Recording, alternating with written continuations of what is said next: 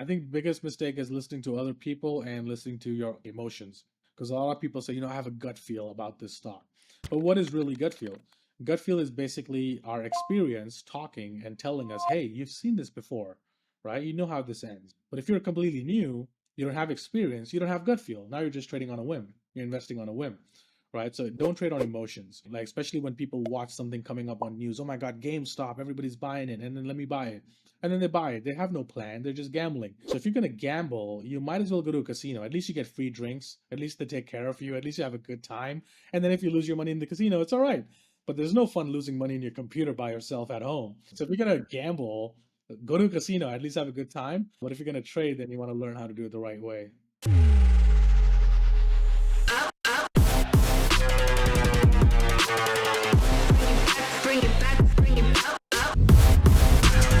Welcome to The Ownership Game with Gary Montalvo.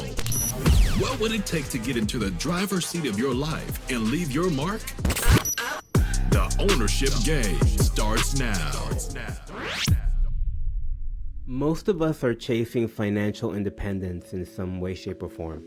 We want the freedom. We want options. We want the ability to live life on our own terms. But the truth is, most of us were never really taught how to attain that wealth. The traditional blueprint that most of us were given looks something like go to college, get a degree, build a career, save what you can, buy a house, and hope that your 401k grows enough to retire someday. And maybe that worked at some point, I don't know. But today, that traditional path is failing rapidly. Wages aren't keeping up. Debt is higher than ever. And with the rate of inflation, saving and hoping for the best just isn't going to cut it. The reality is, real wealth isn't built by following an outdated script that someone else handed you. Real wealth is built through ownership, through learning how to take calculated risk, through developing skills that most people never even think to build. And one of the ways that wealth is built is through investing. And that's what today's conversation is about. My guest today, Anmol Singh, is a professional trader, investor, and entrepreneur who has spent the last decade helping people move through the myth and start approaching investing like a skill to be learned, not a gamble to be won. In this episode, we break down some of the emotional traps that sabotage most people's financial futures, and more importantly, how to start taking ownership of yours. Let's get into it. Hey Anmol, thank you so much for joining me. I would imagine that given everything that's going on in the world right now, you must be a busy guy. And just for context, we are recording this episode on March 18th. The stock market is going bananas right now because of all of the changes and all the fears of trade wars, of tariff wars, and all the madness that's happening. So, so how are you doing with all this? Yeah, I'm doing good. Actually, for me, this is actually a very exciting time because these are the volatile times which create opportunities for the next few years. Just like, we similarly had this happen in 2020 Uh-huh. when the markets, after COVID, dropped like 30-40%, and then we go back up. So yeah, but it's definitely a busy time, definitely an interesting time, more volatile time than we've seen in the past. But I do think that it's going to create a lot of great opportunities for the next few years. Yeah. So let's break that down. And I really want to have this conversation with you from almost like I mean, I know this is what you do. You actually teach this stuff, Yeah. but I think my experience is that a lot of people, this is mysterious for a lot of people. They don't really understand this. So I really want to have this conversation from like a basic level Mhm. place, right? Because I think a lot of people need to feel more confident with this, right? If that Mhm. makes sense. So let's even start with that. How does a moment like this create more opportunities for the future? Mm. Um, Yeah, definitely. So I think what this creates, the volatility, what it creates is it creates uncertainty, right? It creates doubts in people's mind, and that's what causes them to sell a lot of the stock, sell a lot of the assets, causing the prices to go down. And then that's what creates the opportunities for traders and investors like me to be able to buy things on the cheap. So then we can, sell them on the way up as we recover. Because, markets move in cycles. Cycles always repeat themselves, whether there's news, whether there's not news. And what I found is, people who always keep looking at what's happening in the world, which again, it's good to be aware of what's happening in the world, but at the same time, the market's going to do what the market's going to do. It's going to move in cycles.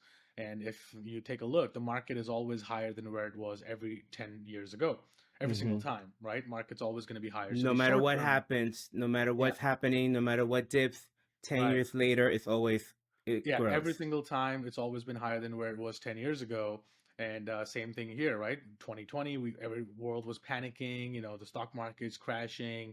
Then there was like, oh, the Russia-Ukraine war, the market's coming in. There's the Ukraine, the Israel-Palestine. So there's always going to be something to create doubt in people's minds so that they don't end up investing. And then what happens? Things get good and the stock prices start to go up. Then people feel comfortable and then they start buying. And then there's the hedge funds start selling it to them. And then the prices come right back down. They get scared. They sell all their stocks, and then hedge funds buy it back cheap again, and then we get the same cycles over and over. Because Hmm. the simple fact of the matter is, inflation 6-7%, and in the stock market, typically over a 10-year average, you're going to earn about 10%. And if you do that, then your money's going to double every 6 or 7 years.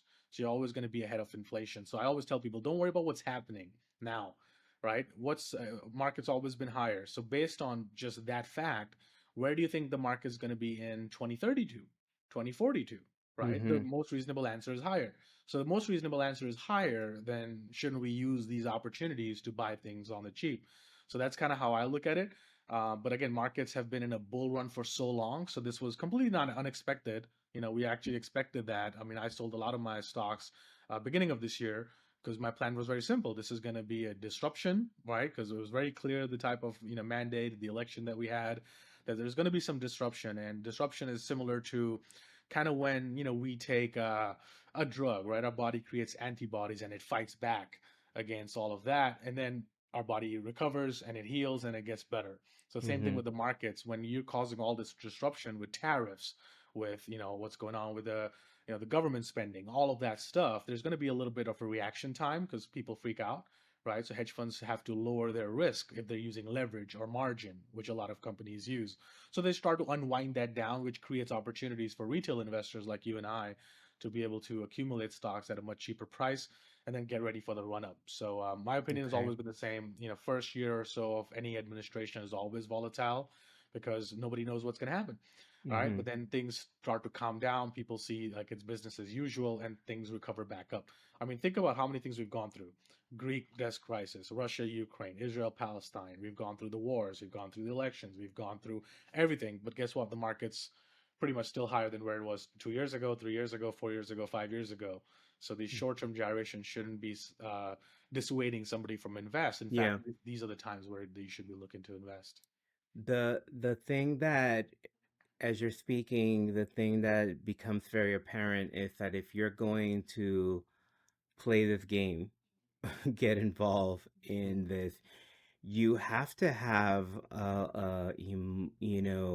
a lot of constitution, right? Like you can't approach this from emotions.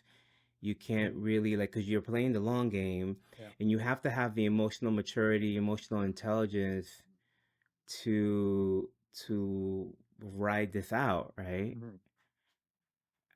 Yeah. Um, how um how are your students doing with that? Yeah, I mean they're doing pretty good because we focus with starting with like I'm the biggest proponent of saying control what you can control and things that you Uh-huh. don't have control over, try not to control them.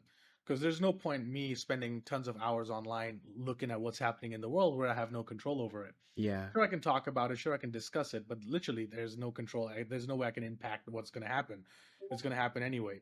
So as traders, we need to control what we actually have control over, which is our own decisions, which are our own money, which are our own accounts, managing our own portfolio, and then looking at data, like statistical approach, rather than emotional based approach, or I love this company, or I don't love this company, or the world's going Mm. through a mess.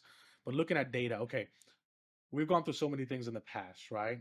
The stock market's always going to be higher because it's part of how the markets are designed, right? The stock markets are designed in a way to always naturally go up in the long run. A, because A, the dollar's losing value. right? So the stock market is going to gradually go up because asset prices go up. But then on the other side, it's part of the American culture, which is, take a percentage off your income and automatically keep investing it, 401k, IRA. So if everybody constantly just keeps investing in the long run, right? And more people are investing nowadays than there were many, many years ago. Back in the day, your mom and dad maybe would have invested. Now everybody has access to investing, right? There's so many apps online that people invest on. So I think just the money that's going to come in regularly into the markets is going to cause it to naturally go up in the long run. But on the flip side is the market's also designed in a way to go up because the S&P 500 is just a collection of 500 stocks. So what happens every few years, they'll look at, okay, which companies are not doing well, which are not performing well, and then they remove them from the 500 list, and then they add all the companies that are doing well. So if they kept all the companies the same, yeah, markets would have crashed a long time ago. But they remove the bad ones, they add all the good ones. So again, naturally, it's just designed in a way to go up in the long run. But Mm. yes, there's going to be short-term fluctuations because people have to take profits, people have to wind down their leverage or margin if they're taking extra risks, and some people just taking profits. So I think those opportunities happen over and over. If you look at the market cycles, they always go up in stages of bull runs and then a bear run and then a bull run and then a bear run. So if you never sell, if you always invested, I mean, I think if you invested in like 1970, since now, you would have earned 64,890% on your money since Mm. 1970s. And look at how much we've gone through geopolitically. Damn, Dad. So yeah, and that's the thing. Like, in the future, maybe our kids ask us like, hey, Why what didn't happened, you? Dad? Why Yeah, did you yeah, not yeah. invest? So What? based on that, That yeah. actually brings me to a question I want to ask you. How did you get into this, and where, like, yeah, how did this become a passion for you? Yeah, for me, it started in college. I was in my dorm room, a complete typical introvert, always spending time just on my Xbox or something like that. So all I really did is just substitute the Xbox for my computer, which I'm still on Mm. right now. So there's not much has changed. So for me, I was always looking at, okay, what can I do from home? What can I do where I don't have to talk to people? What can I do so that I don't have to leave? Yeah, what can I do where I don't have to get stuck in traffic, drive to work, and then deal with office politics, Yeah, and then yeah. also in that kind of setting, there's other people who can control my results. I could be the best in my business, but if the company that I'm working for is not the best, then I'm not going to be the best, right? Mm. So there's other people who control my result. With trading, it's me and the computer. It's the greatest meritocracy out there. There's nobody going to control my results. It's just me and what I do and my actions. So for me, I really like that okay, if I do the things the right way, I'm going to get the result. If I mess up, then I'm going to own the results. So that level of responsibility I really loved.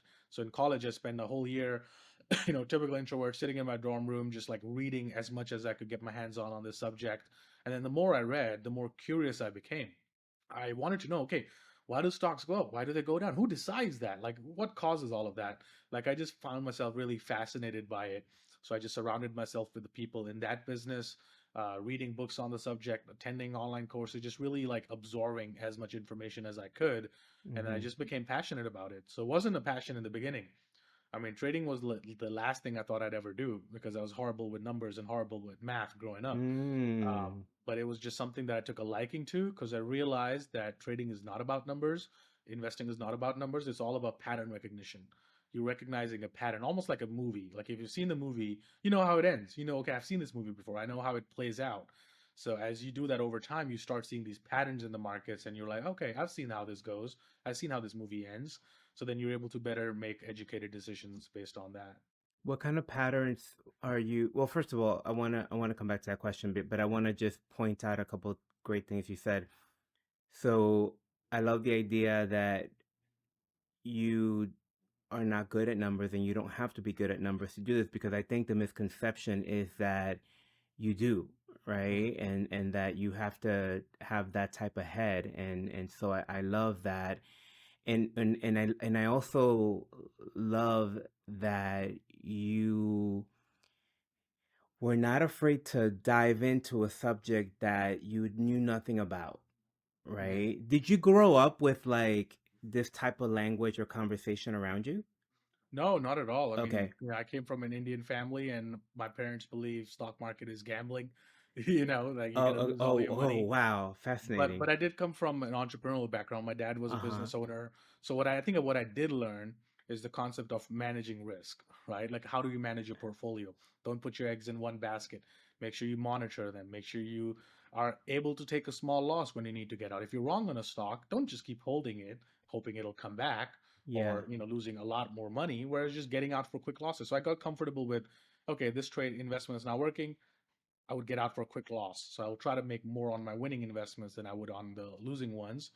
But I think that was kind of the thing. But also, I just loved it because it's kind of like me for it's just a video game, right? There's numbers on the screens. I got these amount of soldiers, right? And now I got to go out, send my soldiers to go and capture more soldiers and keep growing my army. So I think about, Okay. investment in that way. My money is my soldiers.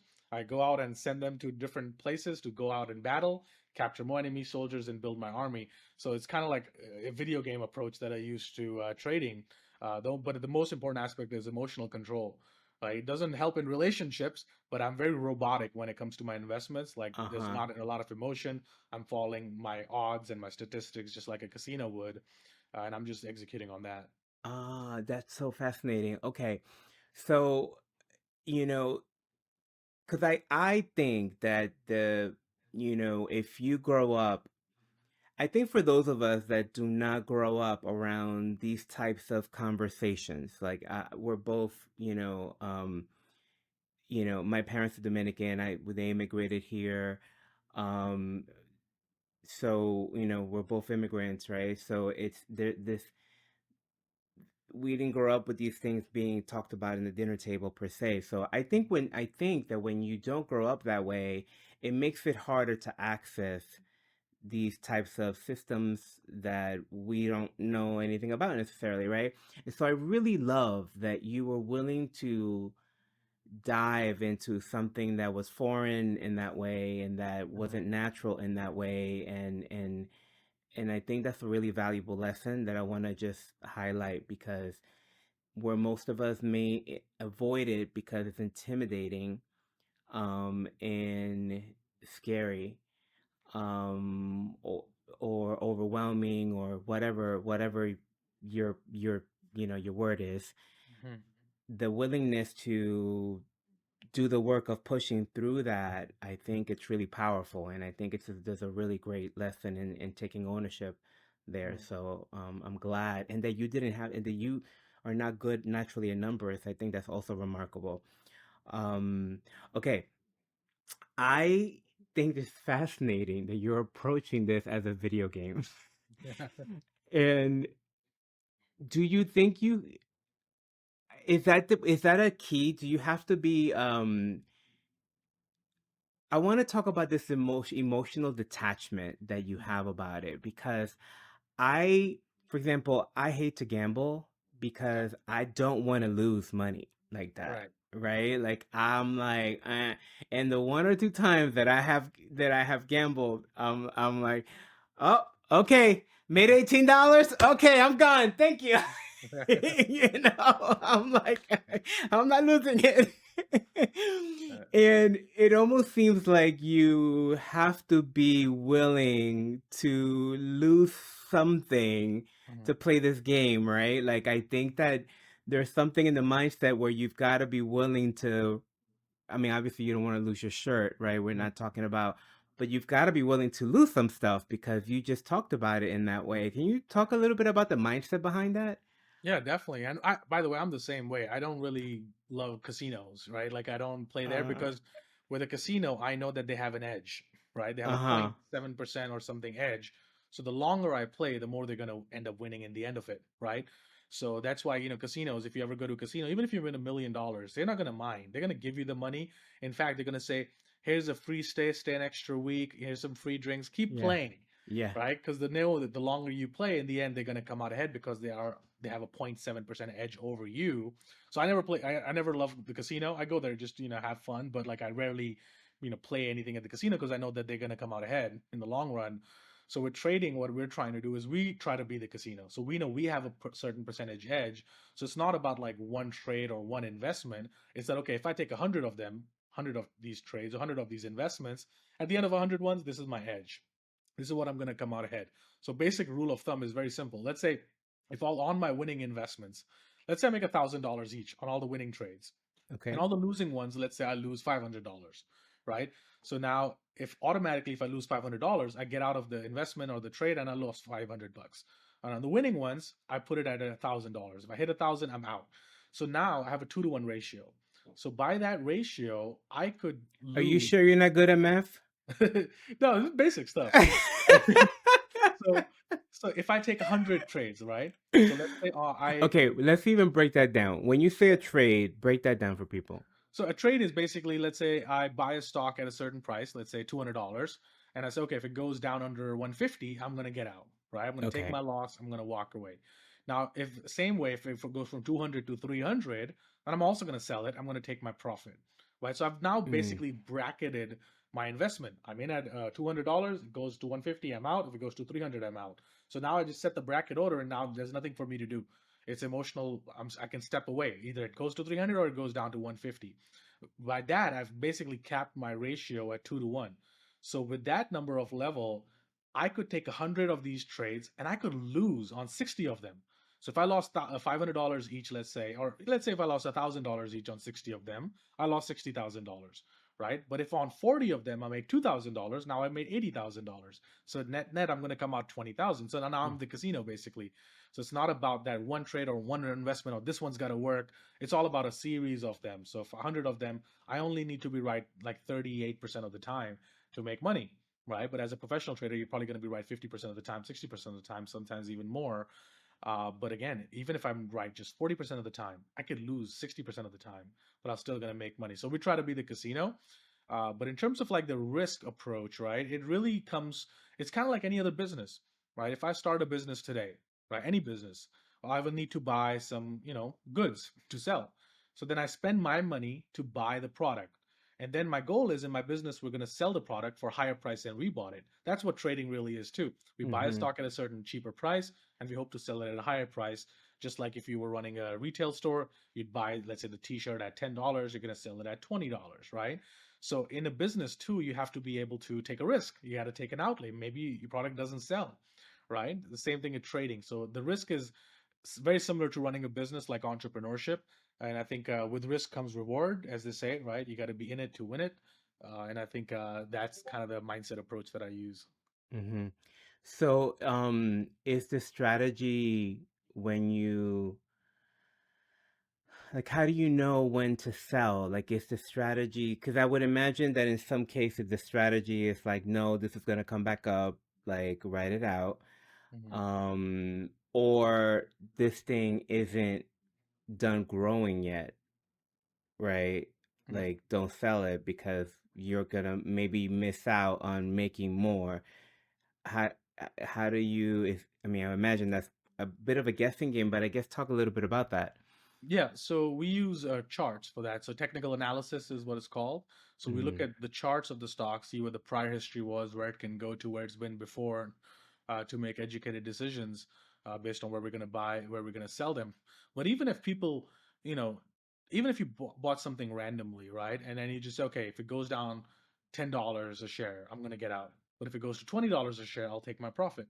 So our goal is just to make the ratio, right? So it's not about how much higher it went. Maybe I sold the stock at 200 and now it goes to 500. That's okay with me because I already got my profit mm, at 200 and I'll just move on to the next trade and try to do it on that one and I'll just keep doing that. So there's a difference between trading and investing. Investing is where you're buying a stock and you're going to hold it pretty much forever, right? Because you're investing into the company and you're looking at it for the long haul, what's going to happen 3, 5, 10, 15 years down the line. So those were never really going to sell, right, as investments. But trades are something where you have the definite purpose of getting out. And no matter how good you are, how long you've been in the business, you're never going to catch the top, right? And you're never going to bite at the bottom.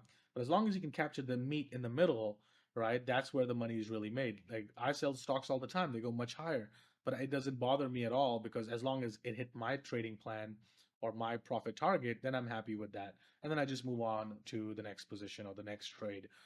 So it's all like a number statistical game. It's not really about one stock or one company or you being really good at picking stocks. It's more about, how much do you make on your winners versus how much do you not lose on your losers. And as long as, you have your ratio where your winners are bigger than your losers, then you really only need to be right less than half the time. yeah. So you could be wrong half the time. I mean, you and I could be taking a wall and just drawing symbols on it, like Microsoft, Google, Tesla. We can draw all these symbols, and we can throw darts, and whatever the dart lands on, we can buy the stock, right? So even if we do that, inherently you have a 50-50% win rate, right? If you throw a dart on Microsoft, you have a 50% chance Microsoft's going to go up, 50% chance it's going to go down. So you inherently have a 50-50% chance. Now, if you just make sure your winning ones are twice the size of your losers, it's statistically you're going to always come out ahead at the end of the month. Now, you might have a bad day, you might have a bad trade, but in a series of them over the course of like 3 months, 6 months, 12 months, you're going to come out ahead. And so I think that's kind of what we try to do is we don't try to get married to a stock or a company where we're like, oh, I love the Mm, CEO, I love the company, I'm just going to keep buying. Then you get into the emotional trading and investing and speculation. Whereas us, it's like it's just a statistical approach. I might love a stock today, I might not like it tomorrow. So we're very nimble in our biases, not getting married to like our inherent biases. I see how this is a video game kind of like I'm starting Yeah. to see it. How time consuming is this? Because it kind of sounds time consuming the way that you're Yeah. talking about it, In, but in the is it? beginning, when somebody's starting, it is time consuming because you're focusing a lot on learning, right? You're learning, you're reading charts, you're looking at the patterns, you're logging your trades in your journal or your spreadsheet so you can keep a track of what's going on. So in the beginning, in the first year when somebody starts, it's a little bit more time consuming. Now for me, it's not at all. Like I come on, 9 o'clock, I come to my trading desk and I trade pretty much from 9 till 11. That's it for 2 hours. So 9 till 11, I trade. Maybe I'll stick around till 12 if I'm coaching people or I'm, answering questions in our community. But most of the time I'm done from 9 to 12. And after 12 is just working on the business side of things, right? Like making content, getting on podcasts or, contributing to other stuff, writing a book. So the rest of the day is more focused on the business aspect. But the trading portion, 9 till 11, 9 to 12 is pretty much Eastern time is kind of where I focus on. And I guess so. If someone is starting out, because you're a pro at this, you've been doing it a long time. You've got your systems and your several businesses built all around this.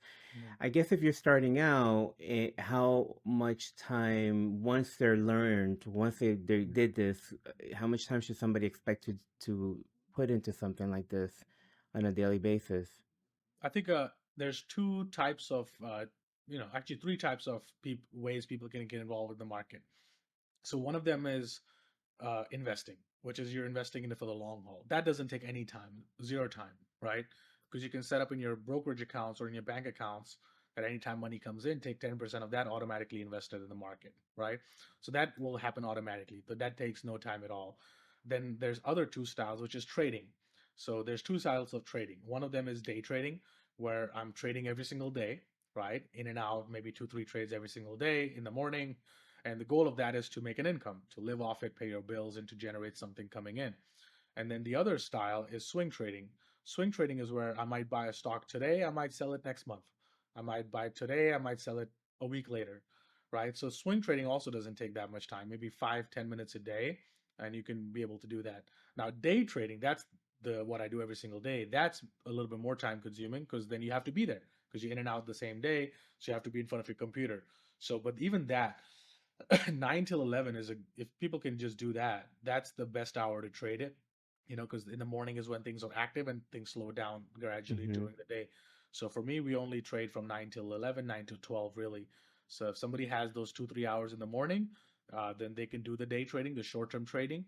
But if they don't, maybe they have another business, they have another job, then I always just tell them do the swing trading, right? It takes like 5-10 minutes a day maximum. So I think And, once and you so learn. and Yeah. so the swing trading, the difference really is that you're not watching it on a day-to-day basis. You're kind of watching for a monthly pattern instead of like a daily pattern. Is that right? Yeah, and even in swing trading, there could be like, trades that you might be in it for months, in which case you'll do what you just said, looking at the monthly patterns. But then there's also short-term swing trades where I might buy something today, sell it like at the end of the week, or sell it next week. So in that, also, we're not doing anything every day. We're just looking at, okay, where is it today? Okay, it's still looking good, heading in my right direction. And then, so yeah, we're just basically managing that. So example of that would be, let's say I buy a stock at $200, right? And I say, okay, if it goes under 180, I'm going to get out and take a loss. And then tomorrow you see now it's at 210. Then you're like, okay, you're just looking at, okay, where is it at? And let's say your target is at 250. So now you come back another day, now it's at 220. Now you can say, okay, I was going to get out if it goes to 180. I bought it at 200. Now it's at 220. So I'll raise the exit order from 180 to 200. So now I'm break even. So now if it comes back from 220 to 200, I get out for no loss break even trade. And now let's say the next day it's at 240. Then I might raise my exit order from 200 down to 220. So I'll just keep Mm-hmm. kind of raising my orders up until it goes to my target price. And all of that stuff takes less than 2 minutes a day, really. You don't even have to watch when the markets are open. You could go about your day, live your job, do your thing. You come back when the markets are closed 5, 6 p.m. and you're like, okay, this is where the stock is at. So then you can adjust your orders accordingly. Yeah. And the platform does it automatically. So once you tell the platform, okay, if the stock comes back down to 200, sell my shares. And then you just got to put the order in on your broker. And you can do that even when the markets are closed at night.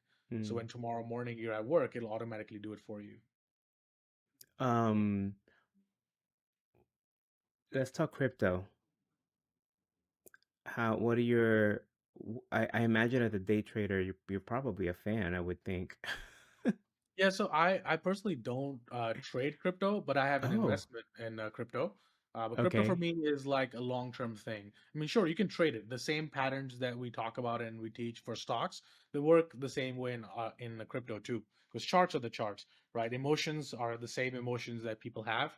There's only two primary emotions that move the market: fear and greed, right? So they're the same on everything. You can trade oil, you can trade gold, you can trade silver, you can trade cryptocurrencies. The charts are the same exact patterns that work over and over. But personally, for me, I only trade stocks. Although I invest in crypto, I think crypto is kind of like the early stages of internet, right? Early stages of internet where we had all these companies, right? And even in the dot com bubble in the year 2000, any company that would have the name dot com would go up, right? There was a company called rock.com to sell rocks. Their stock was worth, hundreds of millions of dollars. And then everything came crashing down, right? At the 2000 bubble. And then emerged a few winners: Amazon's, Microsoft's, Google's, Apple's, but then all the others disappeared. So I think the same thing is going to happen or is already happening with cryptocurrencies. It's like the early stages of internet. Everything with the crypto would just go up, right? And now we're seeing that things are starting to come back down. And then majority of them cryptos will not last, 10 years from now. I would say 90% of them are going to be gone, non-existent. And then there's going to be a few winners that are going to emerge, that are going to be the next leaders. Now, for me, I think about it like, Bitcoin and Ethereum and all these things are kind of like the AOL of the internet. They were the first ones that started it all, revolutionary Mm. concepts. But then there's better, faster technology that comes in, like Facebook and all of that, that wipe away MySpace, wipe away AOL, and then comes the Mm-hmm. few winners. So I think it's still very, very early in crypto. I think people haven't really missed out.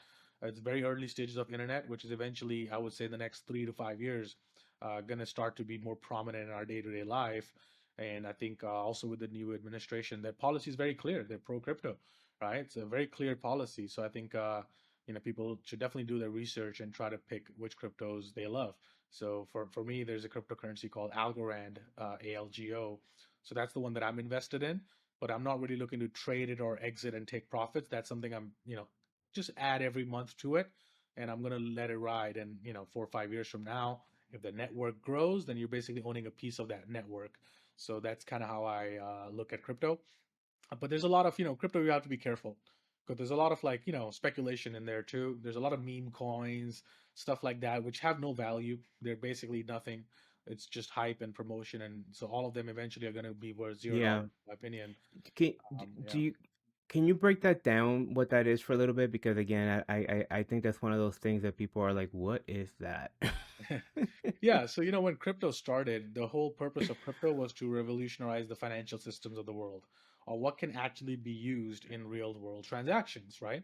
So the reason why I don't love Bitcoin or Ethereum or things of that nature is because, let's say if I send you something in Ethereum, it might take you 15 minutes to get the money, right? But I could just Zelle you right now, right? I could just PayPal you right now. You get it instantly. So why do I need Ethereum? And then on Ethereum, you're going to spend so much money in fees that they charge. It's much I can send it to you for free on other apps, right? So that's why I don't see the purpose of that. But the promise of crypto was always to power the financial system of the world. So I'll give you a couple examples. So there's a website, Travelex, which runs on the Algorand blockchain. So what they do is, for example, right now, if you are traveling and taking an airline ticket, and for whatever reason, let's say you cannot fly, you can't take it. Now you have to call the airline, you got to cancel your ticket, right? You can't do anything with the ticket. You have to call the airline to cancel it. Now with the company TravelX, what they do is if you buy an airline ticket, it's basically created in a form of NFT, right? A non-fungible token, which you get. Now let's say if you cannot travel, Gary, you can sell me your ticket, right, as a form of NFT, and the name automatically gets transferred over to me. So now I can just fly on that airline ticket. So that's already happening in real time right now. You can even transfer me your status, your loyalty points, or whatever else you have in the form of done all through blockchain. So that's one example. The other example is there's a company called Lofty AI. So they do real estate, but it's tokenized on the Algorand blockchain. So now you don't have to go and buy this whole property for $1 million. You can buy tokens in that property, like $50 a token, $100 a token. You can buy as many tokens as you want. And then what happens is if the property collects rent, right, you get paid instantly into your crypto account. And you don't have to wait till the end of the month to get your rent. Whatever the ratio is proportion to the rent, you get paid that every single day deposited to your account. There's no middleman Mm. involved. So all of those things can happen. And now, if the let's say the tenant in the property is not paying the rent, right? Now we have to decide, okay, what are we going to do with the tenant? Should we get rid of him? Should we get a new one? So then they put out a vote to all the token holders who own the property tokens, and you get to vote. What should we do with this person? So it's very decentralized, right? Now you get to vote Mm. on what should happen with your property. So all of those are what fulfilling the promise of crypto. Now, what meme coins are, they have no utility, they have no use. It's just people promoting it online. Hey, this is gonna go up, and it's like a It's like casino. it's like Everybody it's like jumps a in. made up Yeah, idea that people want to buy a part of. Is that? yeah, it's a casino. It's a wild west. People are just hoping to get rich quick, but inherently those tokens have no value because there's no business, right? There's nothing happening on it. It's just you buying it, then I buy it, then somebody else buys it from you, and the price keeps going up. But yeah, those are the ones that I think are eventually going to be going to zero, meme coins. So I would say stay away from that. Always, if you ever invest in crypto, think about, okay, how is it actually being used? Where is it actually being used? Right? What's the purpose of this? Why do I need to own it? So I think those are the things people need to look at. So yeah, So, so you mean by that you mean where are how are the tokens being used? That's what you mean of the crypto, yeah, right? Okay. yeah. What's it powering? What's it Yeah. actually being used for? And then more importantly, does it have a limited supply? Because a lot of these cryptocurrencies have unlimited supply. So they have 100 billion tokens, and tomorrow they can just come up with more. So now they're diluting you, right, in a way because they just keep creating more and more tokens. Mm. So there's no actual scarcity. The only reason Bitcoin's popular because there's only 21 million of it, right? So that's what causes it. Same thing with Algorand. There's 10 billion of it, but that's the maximum supply. There's never going to be more. Whereas with all these meme coins, there's no maximum supply. Tomorrow they can decide, I'm going to create 1 million more of these things, and there's no, there's nothing stopping it. Yeah. So, um, if people are now feeling inspired, right? Like after this conversation, they're like, you know what? I feel like I'm getting ready to start figuring this out. Like, what strategy do you have for people? First of all, we should just say that you have a school where you teach this stuff, Yeah, right? And Live Traders, excuse me, that's the name of it, right? right. Livetraders.com. So, what are the first strategies that people should do? Like, what are the first steps that you give, or what's the first sort of like investment that you recommend? Like, if somebody's jumping in, what do you recommend to get started? Yeah, so I think the first thing that this applies to everybody, and everybody should be doing it, no matter where you are in your career, business, profession, job. Investing is something everybody should be doing. And when I say investing, I don't really necessarily mean you picking a stock, right, and investing in that stock, because most average people are going to pick the stock, the wrong stock, or they're going to pick it at the wrong price point, right? Because you and I could be at the exact same time in the exact same stock, right? But our returns are going to be vastly different based on where we bought it and where we sold it. So you could be in, let's say, Tesla stock, and I could be in Tesla stock, and let's say we both love it. But let's say if you are in it at 400 and I'm in it at $200 a share, even though we're in the same stock, our returns are going to be very different. So it's not about individual stock picking because most people will do it wrong. Absolutely. Because most people do it on emotion. They do it on feel, or they do it on, I read this something online, or somebody told me to buy this stock, and they rely on other people's opinions, which is the wrong thing to do. Because online, if you go, everybody will tell you when to buy a stock. Hey, buy this GME, buy this AMC, right? But nobody tells you when to sell it, right? And then they take the profits, and you keep holding on to GME or AMC or GameStop. So I think the key is to just invest in index funds, invest in the overall market, S&P 500, NASDAQ, right? Vanguard Total Market Index funds. And that's something anybody can do from their bank account or any brokerage account. So the best rule of thumb first people need to set up is when the money comes into your bank account, whether from your job, from your income, from your business, take a percentage of that, whatever you feel comfortable with it, whether it be 5%, whether it be 10%, whether it be 15%, whatever you're comfortable with, and automatically just every month, just keep putting it into the stock market. If you do that, your money's typically going to double every 6 to 7 years, right? So that's a great way to do that, because now what happens 7 years later? Not only do your money doubles, but now the next 7 years you're going to double the money that's already doubled, and the compounding happens almost like a snowball. You imagine a snowball rolling down a hill. As it keeps rolling down, it keeps collecting more and more snow and keeps getting bigger and bigger. That's what compounding is. We start with a small account. Imagine where it's going to be 20 years from now, right? You're going to be doing really, really well. So I think that's something that across the board everybody should be doing. Now, when it comes to trading, that's more of a skill, right? You have to learn it. There's a learning curve to it. Just like if I learn how to play golf, I'm not going to compete in the PGA Tour straight away, right? I'm going to go to the driving range simulator. I'm going to practice, and then eventually maybe I'll get good enough to play. So with trading, I always tell people get educated first. Learn how to read charts, learn how to read technical analysis, learn how to read patterns, and all of these things can be learned. Like even if you just go on my website livetraders.com, and you don't need to buy anything, just make a free account. And once you make a free account, in the dashboard you're going to see a training that I recorded, which is roughly 2 3 hours of video training that goes through basics of, okay, how do the markets actually work, what are charts, how to read them, technical analysis, and that's completely free. So I would say people can start there by watching that, because then that'll give them a good understanding of whether they want to even get into this. Maybe you watch it and you're Mm-hmm. like, this is too much for me, or I'm not interested in it. Because if money's the only reason you get into this, you're not going to last very long, right? You have to be actually curious about it. You got to be passionate about it. You got to love it. So I think that's where I would tell people to start. Go through that free training first. If you like what we're talking about, if you see yourself doing it, then you can go into and see, okay, how do I develop even further? But that would be the place to start. Focus on learning. And when you start trading, don't risk your real money. Nowadays, there's softwares out there that are like simulator accounts, right? Where Mm. everything is real. The stock prices are real, the charts are real, everything is real, just the money's not real. So prove yourself there first, right? Because if you cannot make money on a demo account, you're not really going to make money in a real account. So first get comfortable and start proving yourself first before you start risking your real money. I love that. I didn't know that was a thing. That's so Yeah. good.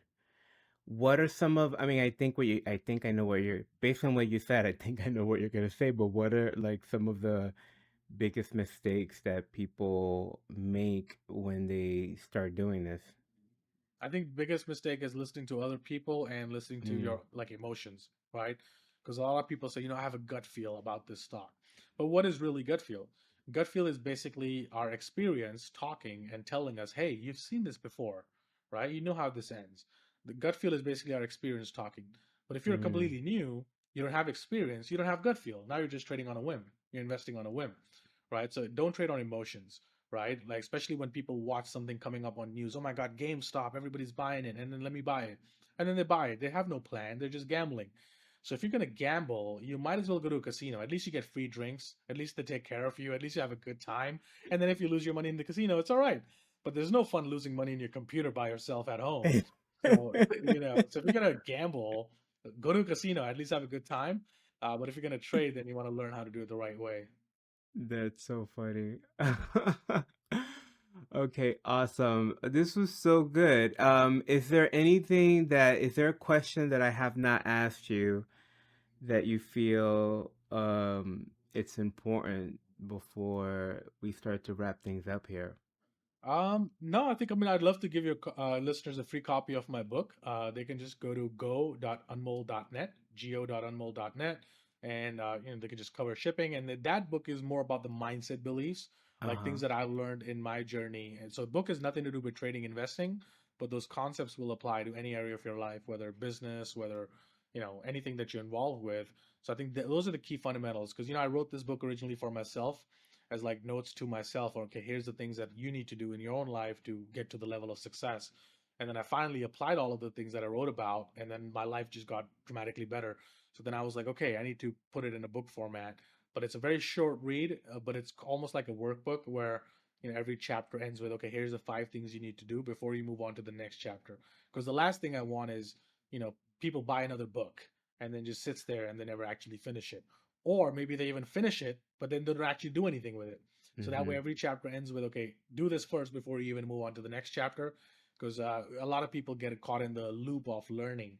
They keep reading one book to another book and they brag about, I've read 20 books this month. And I'm like, but your life doesn't demonstrate you taking action on any of that, right? So you Amen. read 20 books. Well, what good is those books if you don't actually apply any of that? And your life only changes when you apply it. True knowledge is applied knowledge. Otherwise, you're just hoarding information, and more Yeah. information is not going to change your life. I love that. And I think, I love the mirroring in all of the mindset lessons and leadership lessons that are also woven into your process for how you do this. The idea of the learner's mindset, the idea of the emotional maturity of holding, being weathering the storm, the idea that you um not to be emotional in the process. I think those are all leadership lessons. And I think there's something you said that's worth saying. There a lot of people, I think, approach this from a get rich quick type of mentality, and Mm. you know you're very clear. There's a discipline to what you're doing. There's a method to what you're doing. So this isn't a place where you're just gonna, like you just said, like if you want to gamble, go to the casino, right? This is Right. not what that is. And if you approach this, there's a discipline. You have to invest. And I don't say that to scare people off. I think anything you approach in life worth having requires discipline. Any business you have is going to require discipline. But I think this is one of those areas of business that people often think of it as, oh, you get lucky, or you just, and you're really proven that there's a methodology to this, and there's a discipline to this, and you have to be willing to put in the work of learning how to do that before you can yield the results. And I really appreciate that you're saying don't even start with your own money. Like, go play with an account first. Um, because it tells me that you really have people's best interest in mind, and you don't want them to go out and make a mistake that could be detrimental to their lives. So I really appreciate you saying that. Thank you. Yeah, no, definitely. It's all about singles and doubles rather than like trying to hit home runs. I tell people all the time, if you're going to trade for a living, invest for a living, don't trade or invest like you're going to retire next week, right? It's not about getting rich quick, it's getting rich for sure, right? So it's like, you give a man a strategy that is sure to make him a millionaire in 10 years. But in the hopes of getting there in 1 year, they tweak it, they optimize it, they mess with the strategy. And in so doing, 10 years later, they're still not there yet. Whether they just stuck to this plan, then 10 Mm-hmm. years later, they would have already gotten there. But Yeah. people are always trying to get there quicker. They try to look for shortcuts, and that rarely works. Because you, like me, Never. probably know people who got lucky at some point. Maybe they've got a crypto, they made a lot of money, but where are they now? Right? The quicker you make it, the faster it comes down. So Yeah. I think slow, consistent results are built over time. Awesome. Well, thank you so much for your time and your knowledge. You definitely have given me some clarity around a topic that I've often found intimidating and overwhelming. So I really appreciate you and the way that you break things down. Go get that free book from him, and we will put the link to that in the show notes so that you can go get that, and definitely go set up for that free account and go get that free training. That's gold right there. So Anol, thank you so much for joining us. Thanks for having me. It was great chatting with you. All right, brother. As I reflect on this conversation with Anmol, I keep coming back to one thing. Financial independence isn't something you stumble into. It's not luck. It's not magic. It's not about waiting for the right opportunity to fall on your lap. It's a mindset. It's a skill set.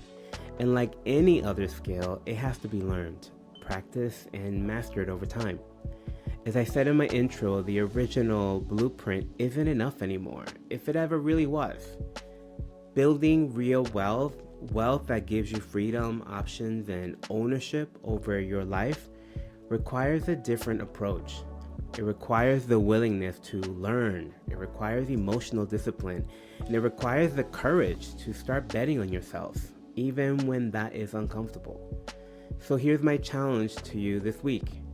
Where in your financial life have you been outsourcing responsibility?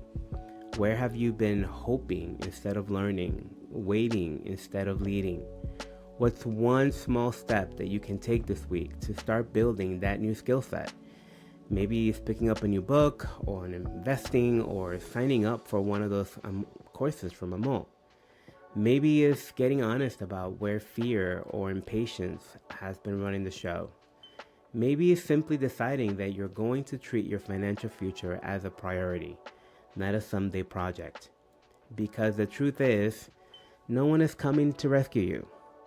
Ownership of your financial future starts and ends with you. And that's the good news and the bad news. That's our show for this week. If this conversation challenged you in any way, spoke to you in any way, don't forget to hit follow or subscribe if you haven't already. That will let you stay up to date with the episode, and it will really do a great deal to help me grow the show.